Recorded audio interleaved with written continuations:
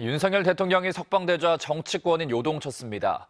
여당인 국민의힘은 환영의 메시지를 낸 반면에 야권은 밤늦게까지 농성을 벌이며 국민 대신 내란 수교에게 충성을 선언한 것이라고 반발했습니다. 김정우 기자의 보도입니다.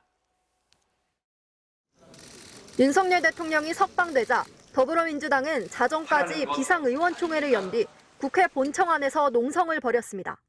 검찰이 형사소송법상 즉시 항고를 포기하고 윤석열을 풀어준 사실은 매우 충격적이고 용납할 수 없는 일입니다.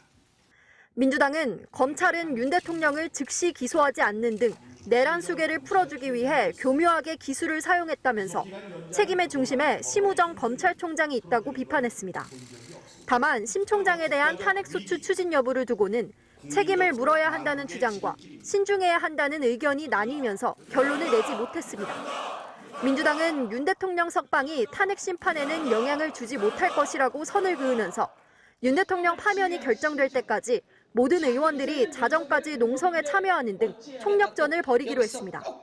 또 매일 2차례씩 의원총회를 열고 저녁마다 광화문에서 열리는 윤석열 대통령 탄핵 촉구 집회에 참여하면서 장외 여론전도 펴기로 했습니다.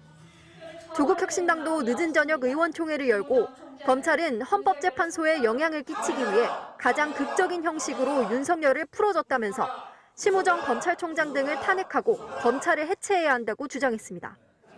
반면 여권은 늦더라도 현명한 결정을 내린 걸 환영한다고 했습니다. 검찰의 결정이 늦어진 데 대해서는 대단히 유감스럽지만 늦게나마 이 석방 지시서가 그 결정이 된 부분에 대해서는 환영을 합니다. 공수처 불법 수사로 시작된 대통령 구속 과정이 정당한 법치를 무너뜨리려는 불온한 시도였다는 점이 확인됐다고 강조했습니다. 국민의힘은 이번 판단이 헌법재판소 심판에도 적용돼야 한다면서 헌재를 향해 헌법의 원리 속에서 현명한 평의를 해달라고 압박했습니다.